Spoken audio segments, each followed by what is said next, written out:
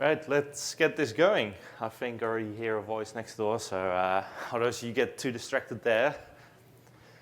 So I am Martin van Dijk, and I'm from the Netherlands. Came all the way here to talk about Lottie and a little bit about Xamarin MediaManger in case I have time left. And tomorrow I'll be talking in a panel as well, and in the evening or the afternoon, I must say, I will talk about MVV and pros. So if you're interested in that, also come to that talk there. Right now I'm talking about Lottie, and this is something I've been very passionate about for a long time, namely open source. Lottie is one of the things there, and MediaManger.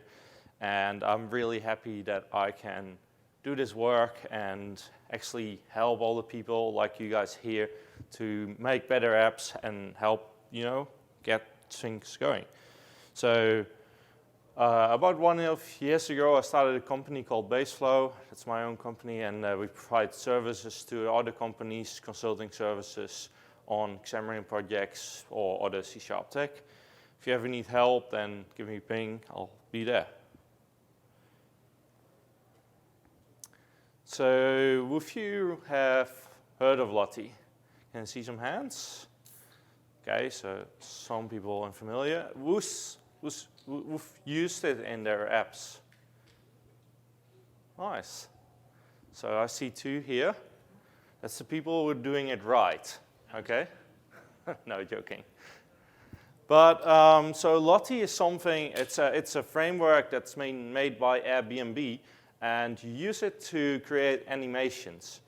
And animations has been something, I guess, that a lot of you have talked about. We need to make our apps nicer, we need to look good, and maybe marketing asks for things that, when they ask it, you think, that's nice, perfect, but it's going to cost me 20 hours to develop, and I'm not going to see the time back, and nobody's going to pay for that. So let's skip it this time. We'll figure it out next time. And that's what I've been hearing a lot in like real life and developing apps, and from a lot of other developers around the world as well. And let's see, is there anyone here that's been making animations from scratch on a native platform? So I guess if you've done that, then you know that it costs a lot of time and it's quite complex, right? I think so, yeah. So what Airbnb thought is that we want to have really amazing apps that perform well, that have all these animations, transitions from one screen to the other, and we want to actually hand over that work from a developer to a designer, because the designer actually knows what he wants from the animation, how it should look, the colors, the effects, and by doing that, you can just skip what the developer has to do for all those hours and developed animations and let the designer do it in After Effects, which is the tool all the designers use. They use Photoshop or Sketch or whatever they use, and After Effects for animations. So they thought, what if we do that and then make something that can render that animation on a mobile platform or even the web? And that's where Lottie came in. And so when Airbnb released that, I thought by myself, hey, this is actually really cool and really exciting, and I want to use it, but it's not available for Xamarin. Let's fix that. So I made bindings first for iOS and for Android, and those binding libraries, I sort of used it in an app that I developed at that time. I thought, let's make it open source, and which is something, by the way, that I would recommend to anyone. Make things open source, do open source work, because open source actually makes you a better developer. It's, like going to a conference like this here, you learn stuff and you get some tips and tricks that you think, oh, I'm going to use this in real life and use it in my app. Same happens with open source. You do some little issue here and there, and after a while you think, hey, but I can actually use this and translate that into what I do with my apps. So I did that, and then Forms was there, And I thought, well, it's nice that you have it on iOS and Android, but let's make an abstraction for forms so you can actually just drop it in there, use it out of the box, and really simple and easy to use. So it made a lot of sense, and Lucky also got a bit of help from community members. And with that, Lottie for Xamarin and Xamarin.Forms was born.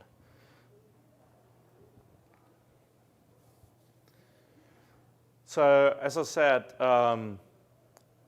designers can create the animation for you now. And this is something that has been saving a lot of time for myself as a developer. So as you can see here, this is our company logo, the B from Baseflow. And it's nicely animated with a couple of paths and animations. And this is something our designer put together in about 20 minutes. So that's pretty quick, right? And as you can see, I'm not a user of After Effects, but you see a couple of layers here with times and what they do. And it's really easy. If you ask a designer, they can probably figure that out pretty quickly. What's also really interesting is that a lot of animations has already been made, and they are all on lottiefiles.com. Lottiefiles is a website for the community where you put up all sorts of animations and icons, and you can actually also test your own animation. So if you ask a designer, he makes the animation, puts it up there. By just dropping it in, you get a QR code, and you can just test that in your own app straight away. So basically, anything is possible here in After Effects. What you got to watch, though, is that not all features are supported. And so there's movies out there, you know, like in the theaters, like pick the latest Marvel. They use After Effects to create some of the effects there and render things. So for apps, it's actually not possible to create all those effects because the render engine doesn't support it. So what you need to do is you got to keep it mostly to 2D rendering and 2D frames and paths to make sure that actually everything can be used. So if you go 3D, that's usually not supported. So what designers do in After Effects is when they have created the animation, you install a plugin called BodyMovin, and this plugin actually allows you to export it as a JSON file. And that's sort of the magic that happens between, you know, handing it over from a designer to a developer, is that a designer can just give you this JSON file, and the only thing you need to do as a developer is put it in the app, install Lottie, and it works. I'm going to show you that. So what you get if you render your animation is you get a HTML file where you can just look at it on your computer or on the web, and you get the actual JSON file there. So the end result looks something like this. Not sure if you can read that, but maybe not.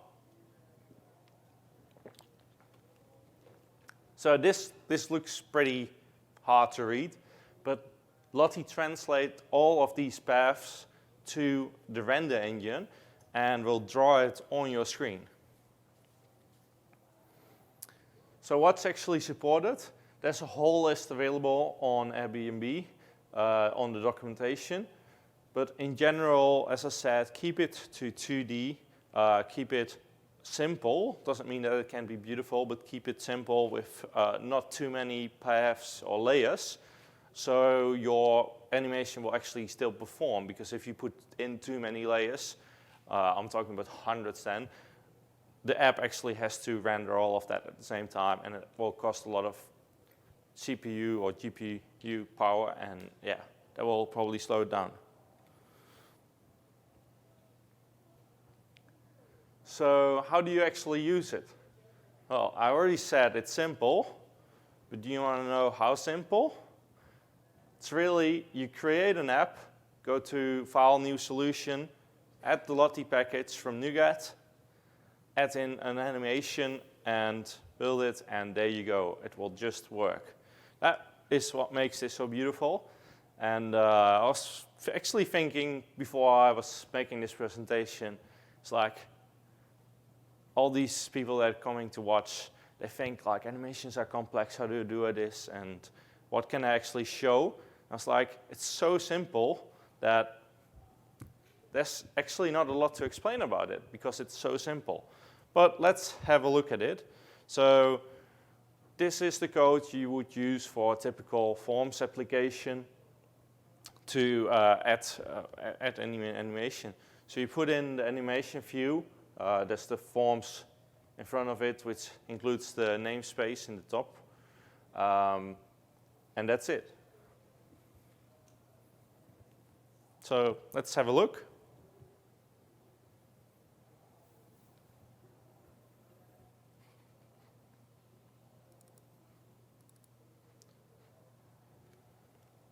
Gonna see if I can make this a bit bigger. There you go. So I've got the Lottie repository, got that opened here in Visual Studio. And there's samples in here for Forms with all the different projects and for native. And yeah, let's just get started with the native one here. And I actually have that on here.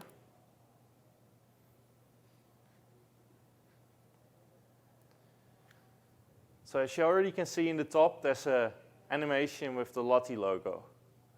And this sample app is also available in the Play Store and in the Apple Store. So you can just download it and try out some of the animations. Or if you make it yourself, you can scan it and try it out. So what I want to do is just show you here from the list.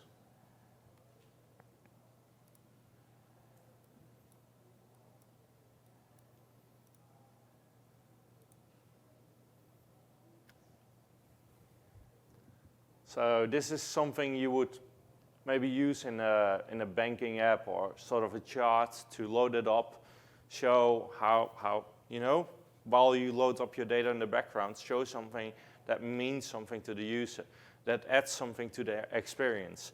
And this is something that makes it fun for users to use your app, because that's, you know, sometimes what's missing if you're making sort of a boring enterprise company app.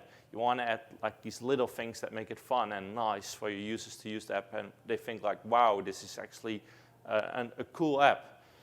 And there's more available. So if we just take a look at another one. Say you were loading up pictures from the device and you need to upload that to the server. Imagine using something like this.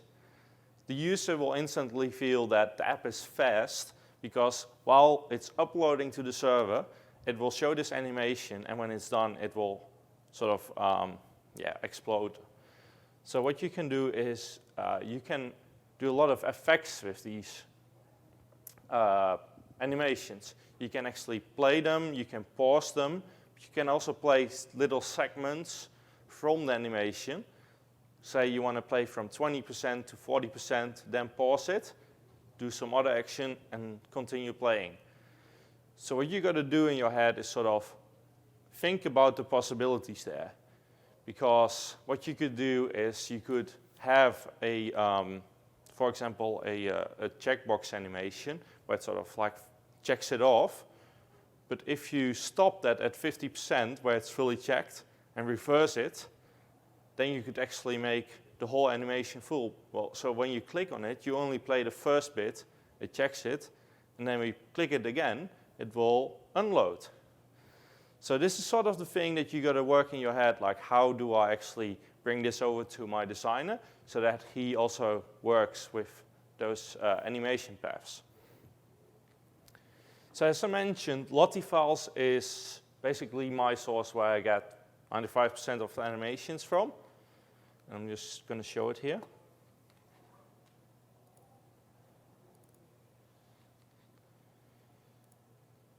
So as I said, this is from the community. There's a lot of animations on here. Yeah, like a thumbs up, like button. Very useful in a lot of use cases. A loading indicator. same story. So since we're in America, let's use the American flag. And what you can do, you see here the URL. So what I usually do is I take the URL, I go back here,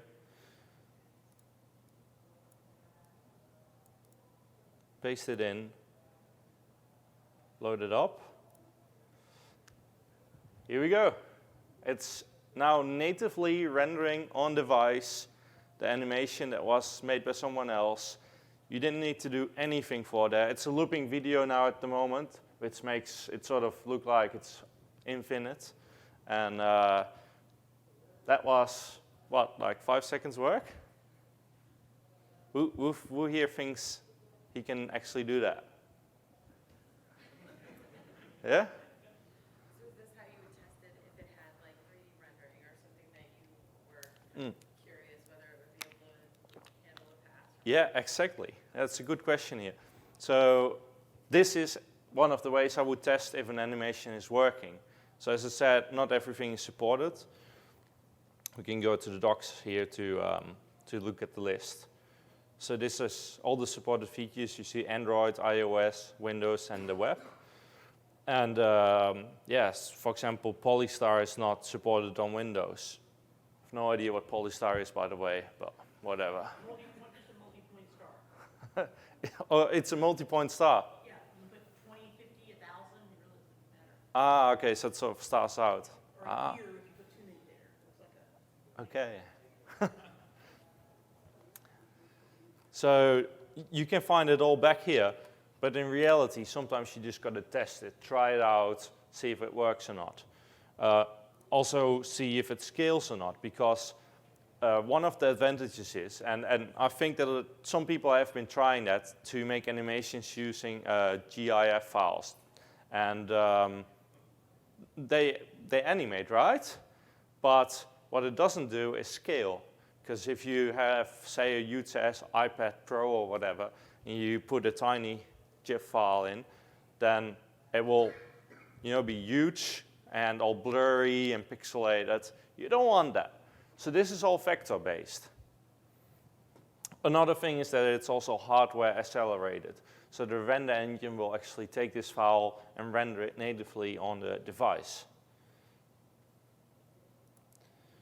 So the cool thing is that with this sample app that's fully Xamarin made, you can use it from disk, from the internet.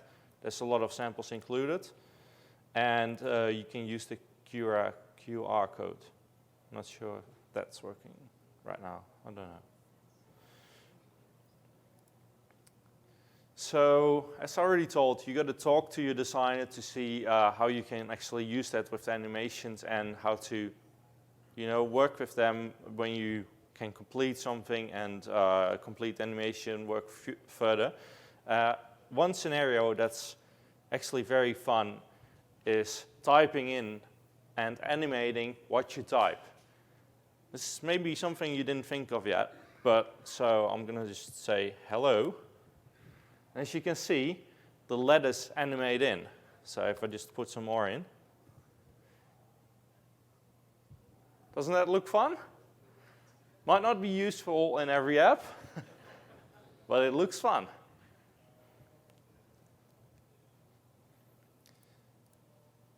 So just giving you a quick demo of iOS as well. Here we go.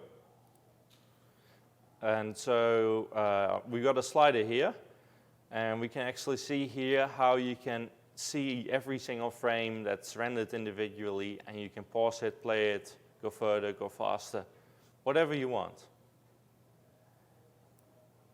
So that's basically how you create a Lottie animation and how you use it.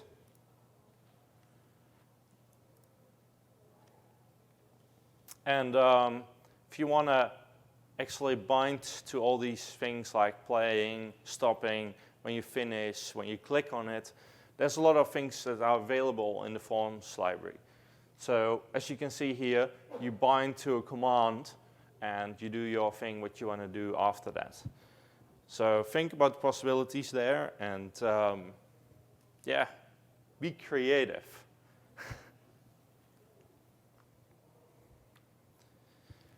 So what if you have those animations, but you want to go further and you want to actually play a video? Because animations only go so far. So that's where MediaManger comes in.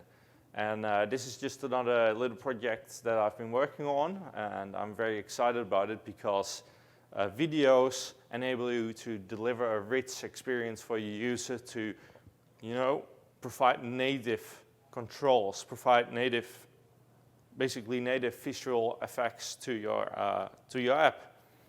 And what you need to think about is how you want to let the user play with that, want to let the user experience it. Because in one situation, Lottie would make sense, while in another one, MediaManger would make sense. And it depends on what you want to make. So as I said, 3D effects are not supported in Lottie, but you can actually render an MP4 file with 3D effects, with whatever you want, and export that and play it through MediaManger. And this is something that supports even more scenarios because, and I'm going to show this, you can now actually provide notifications to your user that will say play, pause, next, all the things. And this is a library that enables a lot of use cases that go beyond simply playing something. And I want to show that as well because what you get here is you get a queue. So in the queue, you can add multiple files, multiple media files, and a user can actually control them, or you can control them. And you will get feedback from the queue about things that are happening. If an item is finished, you can go to the next. Also, you get status updates. So you know if you're playing, if you're buffering, if you're loading. And according to that, you can give updates to the UI, give a spinning indicator if you're loading, for example.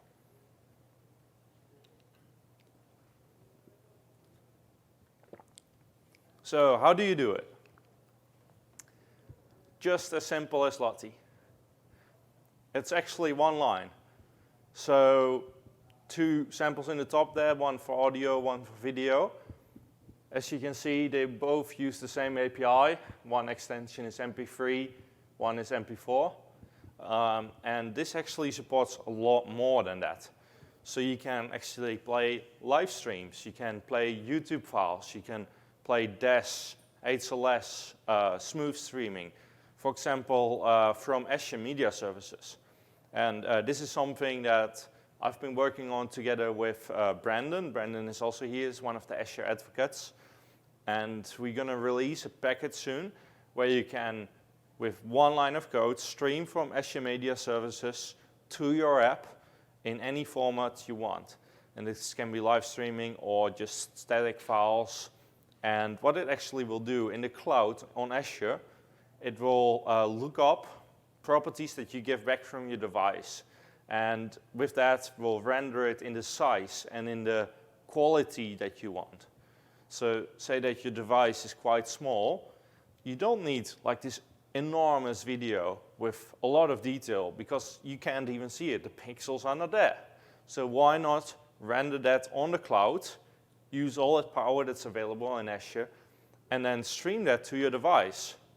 And this makes it possible to also really optimize loading times.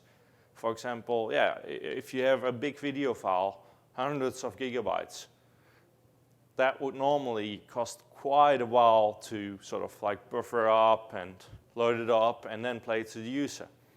That whole file will just be optimized to your device, a couple of megabytes to load it in, and get you playing much, much faster. So down there we see a couple of other playing options. So you can give in a media item, and a media item is something that covers all the properties of a media file. So you have artist, album, all the different sort of ID tags that are in your file. And with that, you can show it to the user. It will be used for notifications, and you can modify it if you want.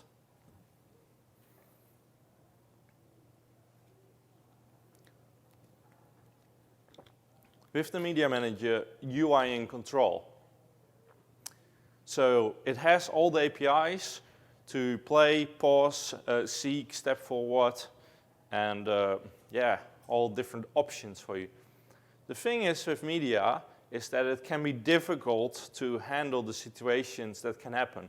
Say that your app has a video or audio file playing, and your user goes to the background. What do you want to happen? Do you want to have it continue playing? Do you want to pause it? Do you want to show a notification in the top on Android? On iOS, for example, you can sort of swipe down, and there's like this menu where you have controls in it. That's something that's not out of the box as a developer. You normally need to add code. With Media Manager, that's already done for you, and you can just use it or disable it if you don't want it. That's also possible. Just one property to enable or disable these sort of things. So as I said, there's information available on the media file, and there's also information available about the player itself. So if you're playing, you will see that properties will be automatically updated with the state, with the position, how much is buffered, how long the track is, the duration.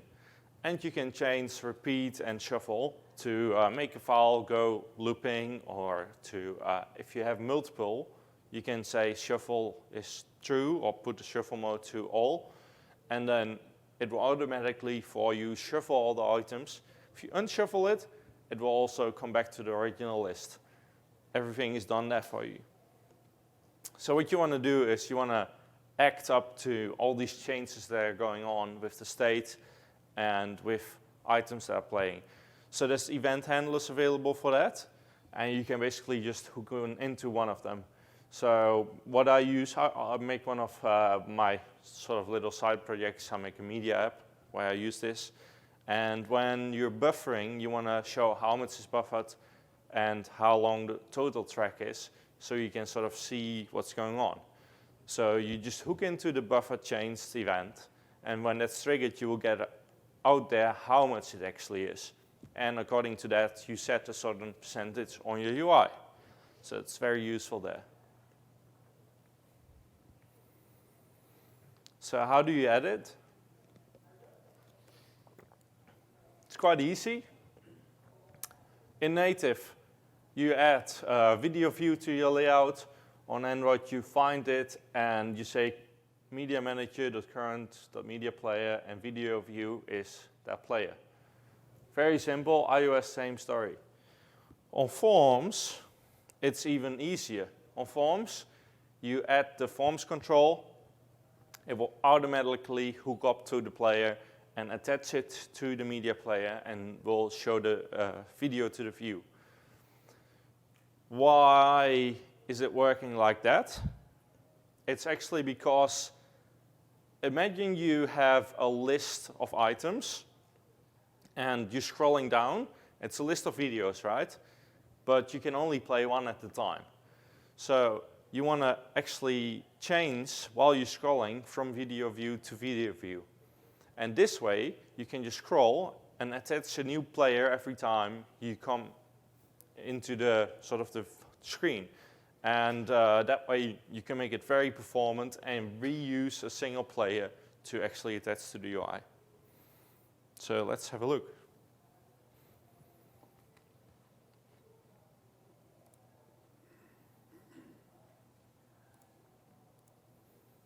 We go back here.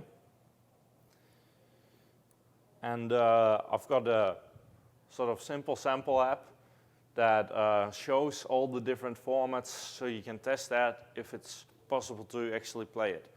So let me see what we got here. I'm just going to play a simple MP4 file first.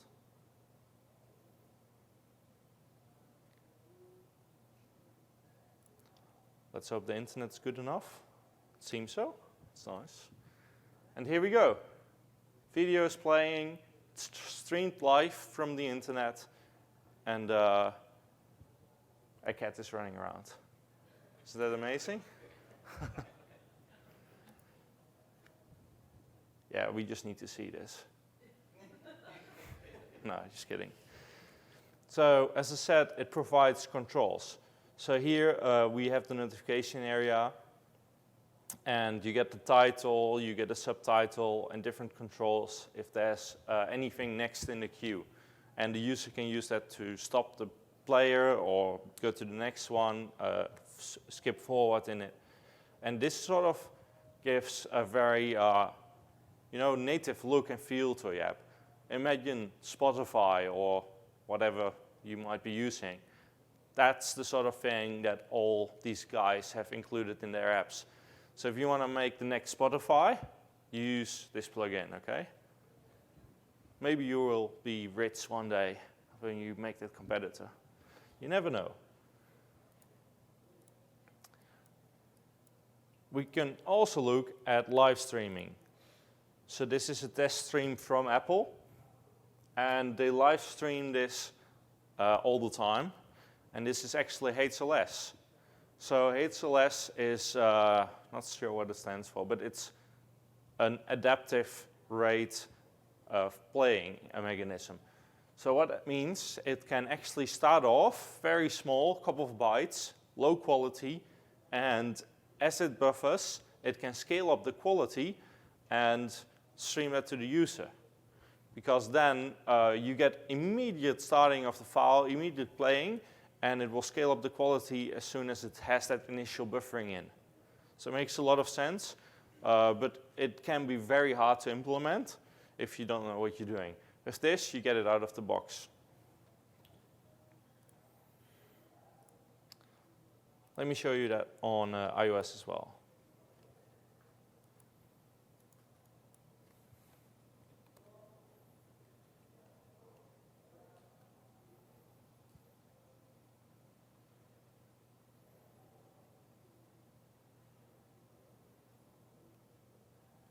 So as you can see, plays the same thing. Hey, I actually have sound on this one. It's good. You can also go forward, and it's already buffered again. Go full screen. Go back. Adjust the sound. So all these sort of controls, adjusting the sound, going full screen, having the seek bar, you can all customize that yourself to make it look like how your apps look. And this actually enables you to make a very rich experience for your app.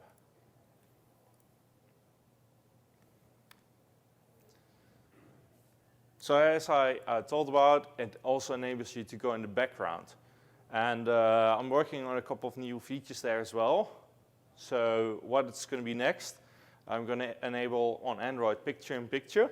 So you can, don't know if I know any examples right now. I don't think YouTube does it. But some apps does it. You get like this sort of floating window with a video where you can, Netflix does it? Right. YouTube Premium, right, that's a good one. And this is something that also comes out of the box soon, that you can just keep on playing in that little frame. You can go browsing, do other stuff, and it will keep on playing so you still hear the voice and the sound. What you can also do is authentication. So what I usually use are authentication headers. And when you set them on the plugin, it will automatically be picked up by the streaming file, and authentication will be handled for you. I guess I've gotten a couple of feature requests about more advanced authentication, and I'm looking into that. And hopefully there's more to come there. So there's notifications, there's queue management, metadata on the files that you can look at, and there's much more. So I would recommend to actually try this out and look at it on GitHub. It's all open source, Lottie and MediaManger. And as I said, doing open source really helps you to understand things better. And if you feel like it, I would appreciate a pull request or a feature request. Always appreciate that. And with this, I think that these two plugins really make it possible to make beautiful apps make it stand out from the rest of all the apps that are out there. It's really easy to use. As I said, one line of code, drop it in, it's there. You can customize it to your look and feel. And this really enables code reuse. Because if you had to do all of that yourself, well, thousands of lines of code. And now it's just one. So that's it. I hope you learned a lot today. And yeah, thank you.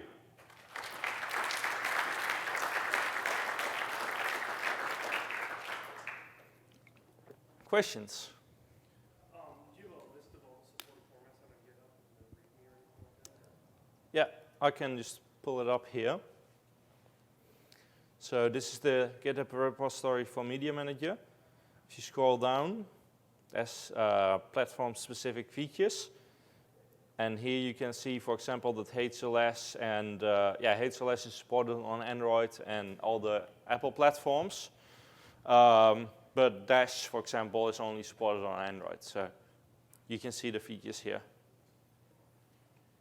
And the plan is to extend the feature set here. It's I'm making things on demand, to say so, the demand and popularity of issues.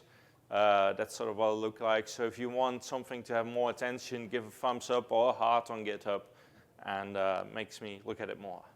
Will this video play back on Tyson? Sorry? Will the video play back on Watch?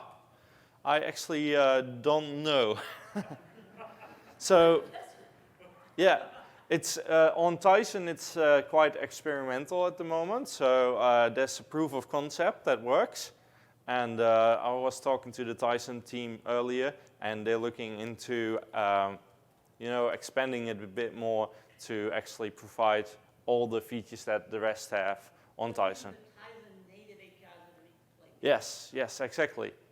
So I can show that up here on the top, what's been used. So on .NET Standard and Forms, there's the common shared abstraction. On Android, Exaplay is used, which is a library by Google, which is optimized for video playing and audio playing. On iOS and all the other platforms on Apple, AV Play is used. Tyson has Media Player, which is their class for it. And on Windows, there's Media Player, and the video uses Media Element there. Do you have any plans for implementing for Xamarin.Forms Tyson, the MediaManger? I guess that is very easy once the implementation for Tyson itself is done. It should be, it's set up that implementation for Forms is a couple of seconds work. So yeah, that's definitely on my radar. Other questions? Do you have plans for closed captioning or subtitle support? Closed captioning? Like subtitles or subtitles? Oh, subtitles, yeah, right. That is sort of possible, but what you gotta do is at the moment you gotta set that on the native player itself. And I can show you here in the README. Let's see where that section is. Yeah, here. So what you can do is you can access the native platform directly from the, sorry, that was popping up. From the code. As you can see here, is it big enough?